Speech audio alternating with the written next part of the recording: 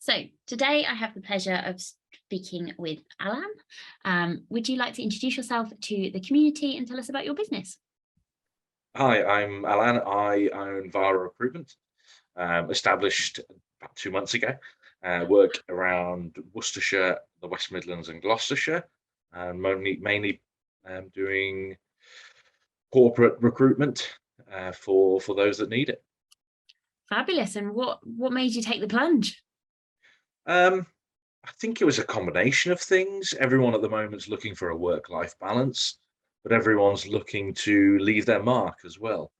And when you take stock and you get to a certain age, at that age I won't say, people might assume, but I just realized that I wanted to leave my mark on something, do something for myself, something that I and my children could be proud of in years to come, and they could say, "Yeah, he did that." I had all the tools. I've had some great mentors, and I think they really set me up to be able to do something myself. Fab. And what have you been in recruitment for a long career before you started your own, or is it completely new?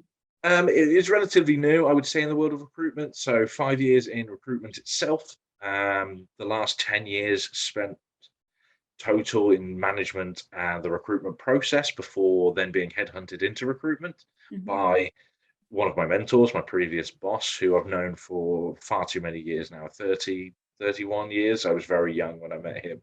Very, very, I made that clear. School age. Yeah, hunted into recruitment, really got a passion for it. I realized that I had a lot of the tools that it took because I'd seen both sides of things. But as far as recruitment terms go, 5 years, not necessarily a long time. So I still do feel like a newbie on occasions, but everyone starts somewhere. And it was definitely a career tangent for me to go into recruitment. No, fabulous. And do you have what was your inspiration for going, right, today's the day I'm going to start my business? My wife was a big influence on me. I'd mentioned it before, just on the odd occasion, just thinking out loud, maybe I can do this for myself someday. Maybe this is the plan in 10 years' time. And we, one evening, she just said, that plan that's 10 years' time, if you keep saying 10 years, it will never happen. At some point, you just need to do it. So I made the decision there and then. I need to say goodbye to what I'm doing at the moment, and I need to set something up for myself. If I fail, I've tried. But if I give it 100%, surely I can't fail, was my mindset at the time. Um, but yeah, it was very much it wasn't a spur decision. It'd been building to it for years, but I knew I had to do something. And I was inspired by my mentors. They were in the same position. They knew that they wanted to do something for themselves. They set up on their own. They brought me along with them when they did that. And then I just learned from them. Perfect. Amazing. Um, and I know it's only been a few months, but what's been your big kind of like blindingly obvious learning?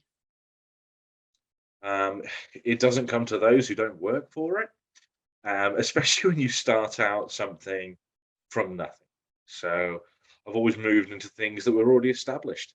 There was already a client base for recruitment, or I was moving into a large business that was already a business. So I was stepping into a role that was clear. I had guidelines, I had a defined schedule. Then I set out on my own, and you sit there for the first day and you think, what am I supposed to do now? Do I answer emails? Well, there's no emails. Um, Trying to build up a client base from essentially nothing is something that I found quite difficult.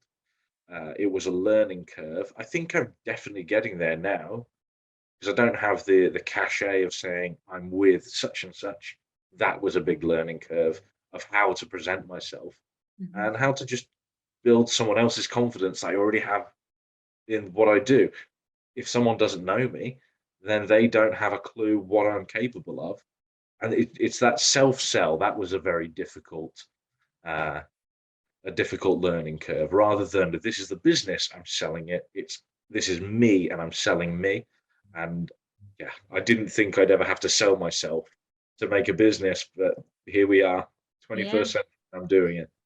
No, exactly. And and it's brilliant. What do you think your biggest success has been so far?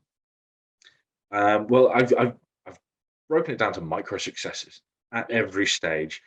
I don't want to set myself this giant target of, oh, I hit X turnover and that's my success point. I've put it down to absolutely everything. So connecting with a certain number of people that have expressed an interest in my business, that was a tick off the box, a literal whiteboard. I wrote it down. These were my aims. So I wanted to connect with a certain amount of people. I ticked that off. I want to bring on a job and a new client. I tick that off. I want to bring on my second new client. I tick that off. Today, I've had a fantastic meeting with a company. They were the first people to reciprocate wanting to meet in person. So many people, as we're doing now, want to just do it video or over the phone. But I feel that if you're in a room with somebody, you can actually sometimes get a lot more of a rapport going when it's a business conversation. So that was a big step for me because someone actually saw what I was doing, was happy with it and keen to work with me. So I'd say my biggest success is actually people recognizing the work I've put in, even though it's been very recent, it's only been 2 months. So that's a big thing for me, just Yeah. being recognized for the work, I think. Yeah, and definitely people in our community will definitely resonate with that, because it's so vital. I love the fact that you've got micro successes that you can really build that momentum on, which is brilliant. The other one is kind of in, because you're in the know and you're in that industry. How is the Great Recession, as it's so affectionately been called, of how is that in the industry at the moment? It's tricky. I mean, I do supply quite a variety of companies. Lockdown had a big effect on a lot of companies. Unfortunately, a lot of them aren't around anymore, and that's a real shame. But some companies thrived as we came back out of the COVID era of Britain. Those companies that were thriving had to fight amongst the ones that weren't. Some companies are closing, some companies are thriving. The main thing that is the problem, there aren't enough people out there.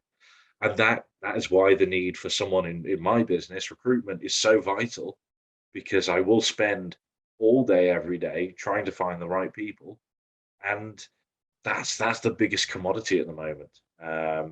The biggest problem is finding someone, and then finding someone that sticks and that is the right fit, that comes as a secondary. Just finding people is hard enough right now. I think it's getting there. We don't know what the future is going to hold. We don't know how the rest of this year is going to play out, let alone the few years down the line. I think the country's in a relatively good place. I think the working market, the employment market, it's there. Employment's not at an all-time low, but it's certainly not as high as it once has been. Mhm. Be honest, a lot of people are just being recycled every few years. They're just going through. There's not a huge amount of talent coming up. I do see some companies putting effort into that. They're putting people through training. They're understanding that you're not going to get someone that meets the entire criteria. So a lot of companies I deal with right now are opening their eyes to, maybe we need to invest in our candidates, invest in our employees. That's definitely a big difference at the moment. Financially, whether they can all maintain is another question, but it is really great to see that investment in people. Yeah, no, so true. And I guess my last question for the day, no, two. I'm going to ask you two more questions. The first one is, if you were speaking to your 18-year-old self, what advice would you give yourself? Stay the course and believe in yourself. Oh, what Uh, great advice. 18-year-old me was flaky. He fell into a career that he wasn't really sure about, which is why I inevitably left that career. And yeah, I don't think I believed in myself. I knew I wasn't a fool. I knew I could do certain things, but I just didn't believe I could become something. I just assumed that was for lottery winners and people in movies and TV shows. They stumble into a room and someone offers them the big contract. Actually, anyone can make something of themselves. You just really need to have some belief. Mhm. Um, I think anyone can do what they want to do. They just need to believe within reason. They just need to believe in themselves. So that's definitely what I'd tell 18-year-old me. I I'd think also tell them everyone, to pick a direction and just go with it. yeah, I think everyone can listen to that advice, Yeah. and My really, children, not so much. But 18-year-old me, I'd like to think I would listen. Fab. And then my final question for today is, what inspires you? Where do you get that inspiration on a daily basis from? Yeah, I would say it's my friends, my family, my children. People around me have been encouraging.